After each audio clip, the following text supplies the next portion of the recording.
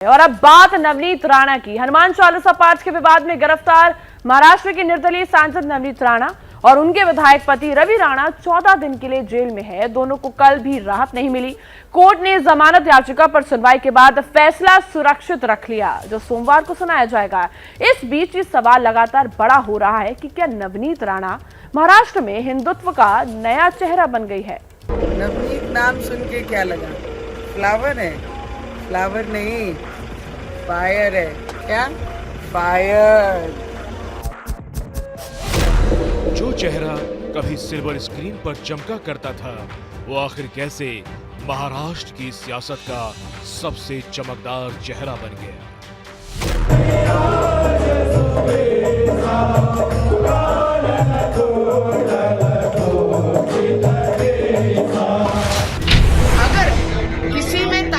किसी में दम है तो नवनीत राणा को रोक के दिखाना। शिव सैनिकों को तैयारी करने के लिए समय भी दे दिया है कि ये समय और ये तारीख को हम मुंबई आएंगे।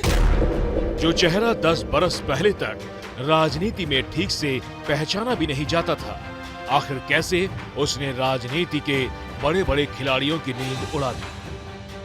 ये मुख्यमंत्री के गुंडे जिस तरीके से महाराष्ट्र में काम कर रहे हैं, ये बंगाल की दिशा में जा रहे हैं। प्रतिनिधि अपने प्रश्नों के लिए लड़ता है और जो हम लड़ रहे हैं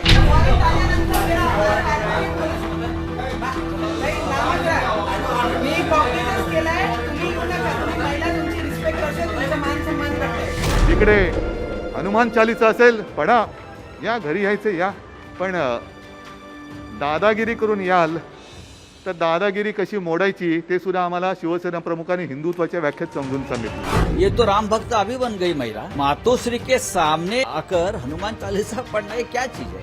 नवनीत राणा तो एक प्यादा है, उसके पीछे और कुछ लोग हैं। नवनीत राणा, वो नाम जो आज महाराष्ट्र से लेकर दिल्ली और देश भर में गूंज रहा है। नवनीत राणा, जिनके नाम भर से सियासी पारा हाई हुआ जा रहा है।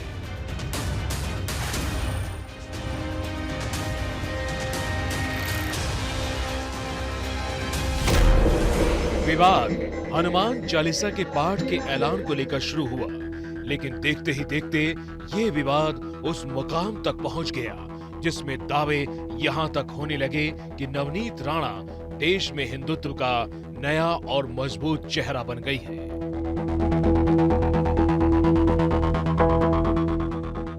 हनुमान चालीसा को लेकर उठे विवाद में नवनीत आज उस शिवसेना पर भारी साबित होती दिख रही है जिसने हमेशा हिंदुत्व के एजेंडे पर राजनीति की दिशा और दशा तय की, जिसने हमेशा ही हिंदुत्व को सबसे ऊपर रखा। लेकिन नवनीत राणा वाले विवाद ने वक्त का पहिया ऐसा मोड़ा कि हिंदुत्व के नाम पर हुंकार भरने वाली शिवसेना खुद हिंदुत्व के मुद्दे पर घिरती नजर आई। जब नवनीत राणा ने यह ऐलान किया कि वो मातोश्री, जो कि ठाकरे परिवार का घर है, उसके सामने जाकर हनुमान चालीसा का पाठ करेगी, तब यह कहा गया कि उद्धव ठाकरे हिंदुत्व के कारण ही महाराष्ट्र के मुख्यमंत्री हैं, लेकिन हिंदुत्व को भुला बैठे हैं, जिसका खामियाजा महाराष्ट्र को भुगतना पड़ रहा है। अब सवाल यह है कि आखिर एक निर्दलीय सांसद हिंदुत्व का चेहरा कैसे बन गए? आखिर नवनीत राणा उद्धव सरकार के खिलाफ आवाज उठाने वाली आवाज कैसे बन गई? और जो बीजेपी उद्धव पर हमला करने के लिए पहले नवनीत का साथ देने से कतरा रही थी, वो क्यों खुलकर नवनीत के साथ नजर आने लगी है? इन सवालों का जवाब जानने के लिए आपको आज से कुछ साल पीछे जाना होगा, उस दौर में जब नवनीत राणा की जिंदगी का पहिया घूमा था और राजनीति में उनकी एंट्री हुई थी।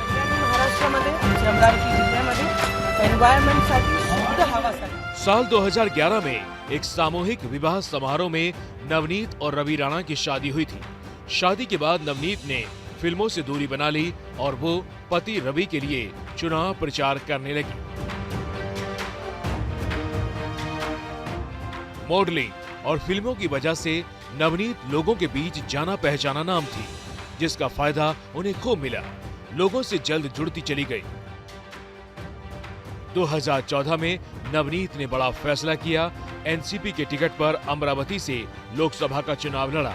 अमरावती सीट शिवसेना का गढ़ मानी जाती थी, जहां 25 साल तक कोई दूसरी पार्टी जगह नहीं बना सकी थी। ये जानते हुए भी नवनीत शिवसेना के आनंद राव अडसुल के खिलाफ चुनाव मैदान में उतरी।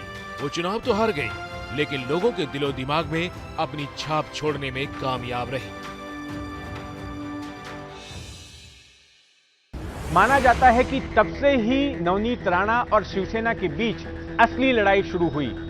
साल 2014 के लोकसभा चुनाव में हार के बावजूद नवनीत राणा ने खुद को अमरावती क्षेत्र से अलग नहीं किया। अपने पति के साथ जाकर अमरावती के लोगों से मिलती रहीं, उनके मुद्दे उठाते रहीं और अमरावती के तत्कालीन सांसद आनंद राव अडसुल के खिलाफ हुंकार भरती रहीं। नवनीत राणा समझ चुकी थी कि अगर जमीनी स्तर पर काम किया जाए तो किसी भी अभेद किले को ध्वस्त किया जा सकता है। इन्हीं मजबूत इरादों के साथ आगे बढ़ते हुए नवनीत राणा ने 2019 में फिर अमरावती से लोकसभा चुनाव लड़ने का फैसला किया। दोबारा मुकाबला शिवसेना के आनंद राव अडसुल से हुआ। एनसीपी ने नवनीत को फिर उसके टिकट से चुनाव लड़ने का ऑफर दिया, लेकिन नवनीत ने निर्दलीय उतरने की ठानी। एनसीपी और कांग्रेस ने सहयोग किया और अपने उम्मीदवार नहीं उतारे। और नवनीत राणा का दांव इस बार कामयाब रहा। उन्होंने शिवसेना के किले को ध्वस्त कर दिया। इसके बाद कई मौकों और कई मुद्दों पर शिवसेना और नवनीत राणा के बीच ठनी। फिर चाहे वो फर्जी जाति प्रमाण पत्र का मामला हो, वसूली कांड हो या फिर धमकी देने का मामला हो। सचिन वाजे को इनको रीस्टेट कराना चाहिए, रीजॉइनिंग सर्विस देनी चाहिए। तब आदरणीय फडणवीस साहब ने उन्होंने स्पष्ट नकार दी। उनकी पूरी हिस्ट्री देखते बराबर उन्होंने नकार देते हुए उन्हें ज्वाइनिंग नहीं कराई। जिस दिन उद्धव ठाकरे की सरकार आई, ठाकरे सरकार चेयर पे बैठे, उसी वक्त परम सिंह जी को फोन करके उन्होंने पहला काम कराया कि सचिन वाजे को ज्वाइन करवाइए। मोदी वेव थी लगभग, है ना, उसके बावजूद वो चुन करके आई थी नवनीत राणा। अभी अगला चुनाव भी उनको जो लड़ना होगा अमरावती में, वो फिर शिवसेना के साथ लड़ना है, फिर आनंद राव अडसुल से मुकाबला है। तो वो लड़ाई उनके मन में बैठी है, हावी है, और उनको राजनीति में साल भर बाद फिर चुनाव लड़ना है। तो वो शिवसेना से लड़ करके वो अपनी छवि बढ़ाना चाहती हैं। आनंद राव अडसुल से एक कदम आगे बढ़ करके शायद हम अब शिवसेना के बड़े लीडर को, सबसे बड़े लीडर को भी टक्कर दे सकते हैं, और एक तरह से ऐसा माहौल बनाने की शायद ये कोशिश हो सकती है उनकी, ऐसा लगता है। 2019 के चुनाव प्रचार से लेकर अब तक नवनीत राणा ने अपनी रफ्तार घटाई नहीं। उनका इंस्टाग्राम अकाउंट भी इस बात की गवाही देता है कि कैसे नवनीत हिंदुत्व के रास्ते पर आगे बढ़ती रही। नमस्तेस्तु महामाये श्रीपीठे सुरपूजिते। नमस्कार, सभी को दिवाली की बहुत बहुत ढेरों शुभकामनाएं। गुड़ी पड़वा से लेकर दिवाली तक ऐसा कोई तीज त्योहार नहीं जिसे नवनीत राणा ने पूरे विधि विधान से पूरा ना किया हो। लाल चढ़ायो अच्छा गजमुख को,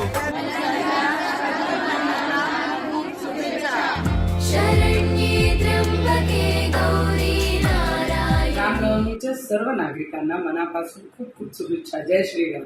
नवनीत राणा का जन्म मुंबई के एक पंजाबी परिवार में हुआ। शादी से पहले वो नवनीत कौर के नाम से जानी जाती थी, लेकिन विदर्भ की बहू बनने के बाद उन्होंने मराठी संस्कारों को भी निभाया और पंजाबी रीत रिवाजों को भी। हाथों में पूजा की थाली, पाई रात सुहागों वाली, हो चांद को देखूं, हाथ में जोड़ूं, करवा चौथ का व्रत में तोड़ूं। नवनीत राणा के इंस्टाग्राम अकाउंट पर ये तस्वीर देखने को मिलती है, जिसमें वो महिलाओं के साथ छठ का महापर्व मना रही है। पिछले 2 साल से कोई जयंती हो या कोई तीज त्योहार, नवनीत राणा उसमें बढ़ चढ़कर हिस्सा लेती दिखाई दी। इसी महीने 10 अप्रैल को रामनवमी की तस्वीर भी देख लीजिए, जब नवनीत राणा भगवा साड़ी पहनकर नवमी के जश्न में शामिल हुई थी। नवनीत राणा के साथ उनके पति रवि राणा भी हमेशा मौजूद नजर आए। चाहे आरती हो या फिर पूजा पाठ, पति पत्नी की जोड़ी एक साथ रही। नवनीत राणा की राजनीति में एंट्री कराने वाले उनके पति रवि राणा ही हैं। साल 2009 से वे लगातार अमरावती के बडनेरा से विधायक हैं। साल 2009, उसके बाद साल 2014, फिर साल 2019 में लगातार वो चुनाव विधानसभा का जीतते आए हैं और नवनीत राणा के साथ खड़े रहे हैं। शादी से पहले खुद नवनीत ने भी नहीं सोचा था कि उनकी जिंदगी इस कदर मोड़ लेगी। मॉडलिंग के बाद नवनीत ने फिल्मों का रुख किया। तेलुगु, तमिल, पंजाबी, मलयालम और कन्नड़ से लेकर हिंदी फिल्म इंडस्ट्री तक में काम किया। 2011 में रवि राणा से मुलाकात हुई तो नवनीत की जिंदगी की दिशा ही बदल गई। उन्होंने फिल्में छोड़ दी, राजनीति से रिश्ता जुड़ा, फिर बदलते वक्त के साथ उनके सियासी तेवर भी सुर्खियां बनने लगे।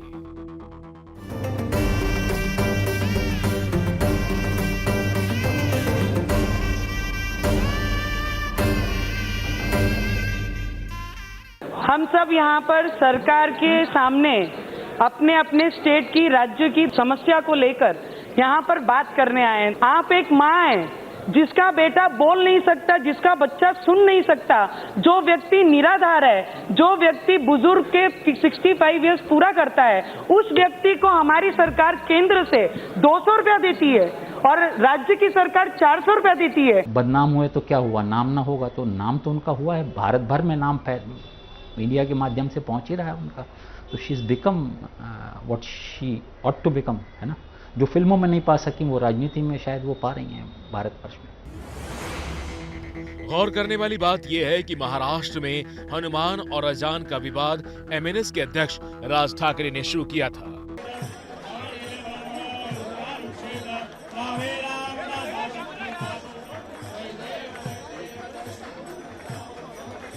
तब ये कहा गया था कि राज ठाकरे हिंदुत्व के मुद्दे पर दावेदारी ठोक रहे हैं और शिवसेना को पछाड़कर वो आगे निकल सकते हैं, यहाँ तक कि बीजेपी को भी चुनौती दे सकते हैं। लेकिन राज ठाकरे कब पीछे छूट गए पता ही नहीं चला और हिंदुत्व के मुद्दे पर नवनीत राणा आगे दिख रही हैं, जिसमें उन्हें बीजेपी का सपोर्ट भी खुले तौर पर मिल रहा है। इस प्रकार से बदले की भावना से महाराष्ट्र में इससे पहले हमने कभी कार्रवाई नहीं देखी।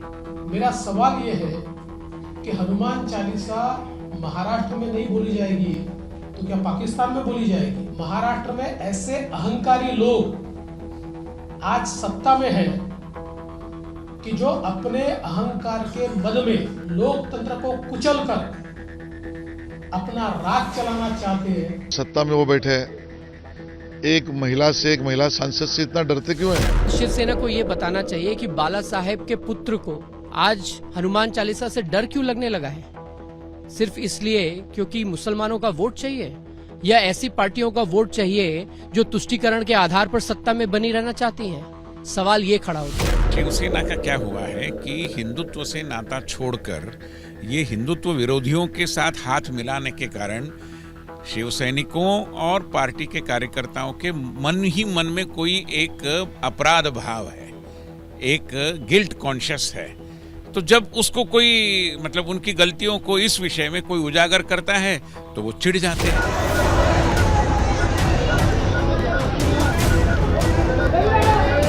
रवि राणा जी के जैसे संबंध हैं जिस तरह से फडणवीस जी के साथ, और इस समय दोनों को बचाने के लिए बीजेपी और जितना कोशिश कर रही है वो तो दिखाई दे रहा है, राइटिंग ऑन द वॉल है। ठीक है, अब उनके लिए जो हालात हो गए हैं वो वापस एनसीपी की तरफ आना, कि उन्होंने रास्ता बंद कर दिया है। मुझे लग रहा है कि वो रास्ता बंद हो चुका है। तो रास्ता बंद होने के बाद उनके पास भी बहुत ऑप्शन नहीं है। इंडिपेंडेंट अपने टिका के रखना और मैं इंडिपेंडेंट लड़ूंगी, बाहर से समर्थन देना, क्या नवनीत राणा इस बार ये बोल भी पाएंगे क्या बीजेपी को? मुझे मुश्किल लगता है। अब सवाल ये है कि नवनीत राणा को समर्थन देने के पीछे क्या बीजेपी की कोई बड़ी सोच है या रणनीति है? तो इसका जवाब खोजने से पहले ये आंकड़े देखिए। महाराष्ट्र में लोकसभा की कुल 48 सीटें हैं। 2019 में बीजेपी और शिवसेना का गठबंधन था, तब बीजेपी 25 और शिवसेना 23 सीटों पर लड़ी थी, जिनमें से बीजेपी 23 जीती और शिवसेना 18। यानी अब तक जिन सीटों पर बीजेपी के साथ गठबंधन करके शिवसेना लड़ती थी, उन सीटों पर बीजेपी को मजबूत चेहरों की जरूरत है। हिंदुत्व की पिच पर राज ठाकरे भी बैटिंग कर रहे हैं। जिसकी वजह से आने वाले दिनों में बीजेपी से उनके गठबंधन के कयास लग रहे हैं। राज ठाकरे की मुंबई और आसपास के इलाके में अच्छी पकड़ है, लेकिन राज्य के दूसरे इलाके में शिवसेना से टक्कर लेने के लिए बीजेपी को और लोगों की जरूरत होगी। ऐसे में माना जा रहा है कि नवनीत राणा भी राज्य के इस इलाके में बीजेपी का भविष्य हो सकती है। जानकारों की माने तो बीजेपी अगर साथ होगी, ये नवनीत राणा के लिए भी फायदे की बात होगी, यानी दोनों को एक दूसरे के साथ से नई मजबूती मिलेगी। देश भर में बीजेपी के पार्टनर सब कम हो गए हैं। पिछली लड़ाइयों में जितने पार्टनर उसके थे या रहे हैं, जगह जगह छूटे हैं, पूरे भारत भर में छूटे हैं। उसको नए पार्टनर्स की तलाश है। छोटे छोटे दल जो उसको छोड़ गए हैं, बहुत सारे दल छोड़ गए हैं उसको, तो वो उनको कहीं कमी उसको पूरी करनी पड़ेगी, है ना। उसको कहीं ना कहीं ढूंढ रहे हैं, तो छोटे मोटे पार्टनर हर तरफ तलाशे जा रहे हैं। उस तलाश में उनको अभी राज ठाकरे हैं, अभी ये हैं, मेरे ख्याल से आगे महाराष्ट्र में ही करीब एक आधा दर्जन छोटे दल हैं जो इंतजार कर रहे हैं कब पे कब कर लिए जाएं, है ना। वो स्थिति बन रही है, तो राजनीति में वो खेल अभी महाराष्ट्र में भी सजाया जा रहा है।